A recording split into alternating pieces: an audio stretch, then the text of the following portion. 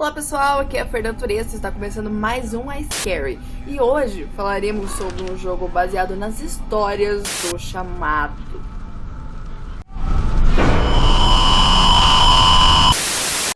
It's not too bad, even as a prototype. The force of Sadako Yamamura. The force of Sadako Yamamura? Well, it's unlikely to be a homicide case. We'll get to the bottom of this. Virus, what are you talking about, Chief? Yeah, and I think we're just gonna have to do it that way. I'm Meg.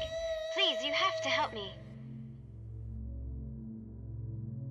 Se você pensa que para um jogo ser bom ele precisa de uma história medíocre, controles péssimos e inimigos totalmente a par do sentido do mundo, The Ring Terror's Realm seria perfeito, mas não é assim que o mundo funciona, não é mesmo? Baseado vagamente na série de romances assustadores de Kohei Suzuki, cuja obra foi adaptada para o cinema e ficou conhecida por aqui como O Chamado, The Ring Terror's Realm segue para um lado diferente do filme, contando com um vírus de computador amaldiçoado e um monte de macacos. Ficou curioso?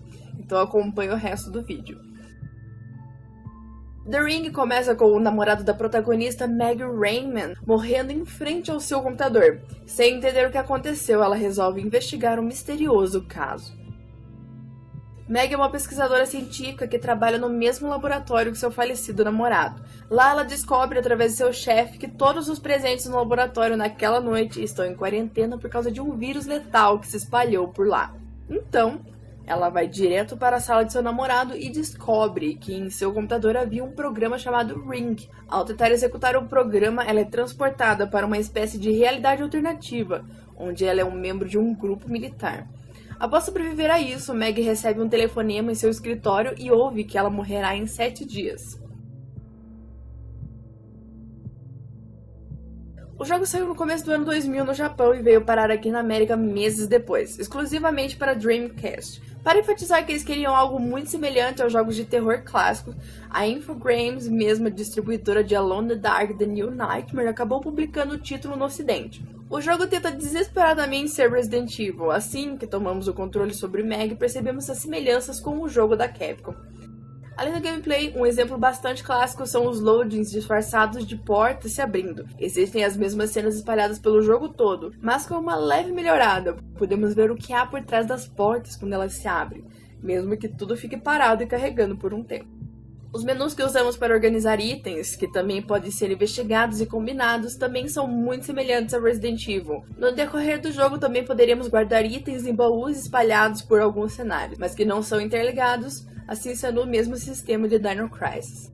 A jogabilidade é um pouco complicada no começo, pois ela não foi bem programada para se usar no analógico. É muito difícil controlar o personagem quando ela está correndo. É uma mecânica muito travada, mas com o passar do tempo você consegue se acostumar. Sem contar que os objetos coletáveis são muito difíceis de serem pegos, já que a personagem tem que ficar no milímetro correto para fazer.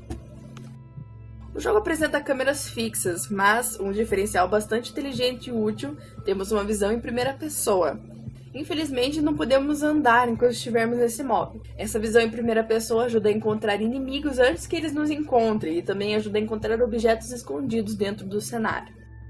Como costume naquela época, os saves são guardados em pontos específicos, e em The Ring nós salvamos em um rádio-pilha. Como estamos falando de um jogo do Dreamcast, todos que tiveram esse console sabem que os controles haviam um slot para um dispositivo de armazenamento que se conectava direto ao controle. Nele havia um visor que mostrava informações sobre o jogo, provavelmente algumas informações como o menu, a vida da personagem, quantos itens ela possuía, etc.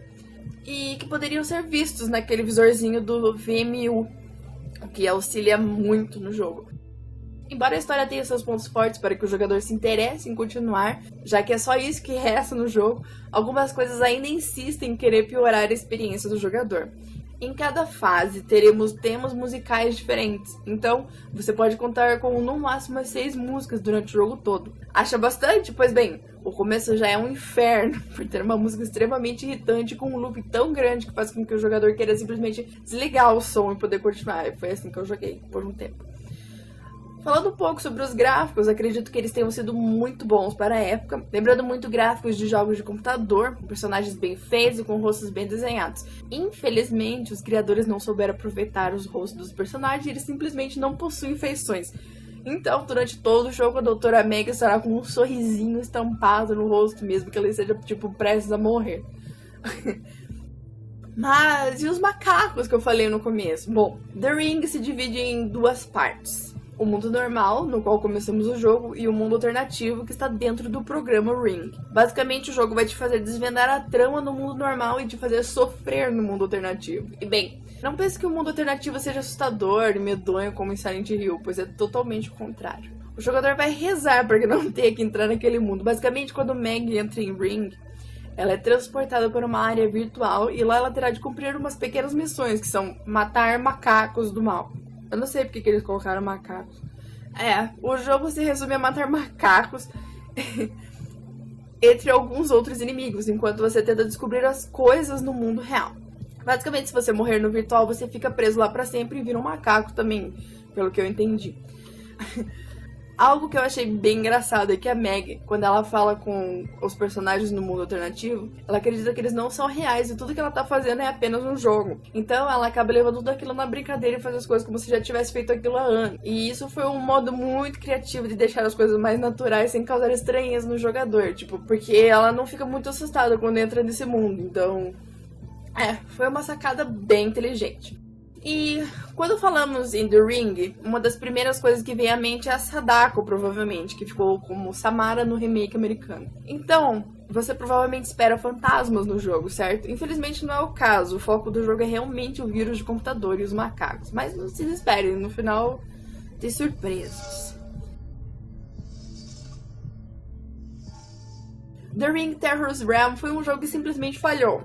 É mais uma repetição de um conceito que já estava esgotado há tempos na época. Alguns fãs de Survivor Horror provavelmente vão encontrar coisas boas no jogo, assim como eu encontrei, e tentarão tirar proveito disso. Por isso, apesar dos problemas, recomendo que fãs do filme ou simplesmente amantes de Survivor Horror dêem uma chance a ele e tirem suas próprias conclusões.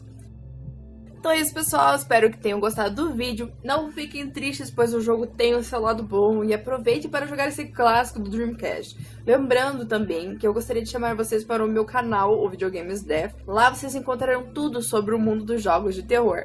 Então, se você gostou do vídeo, deixe seu like, compartilhe e se inscreva no iPanic. E até mais!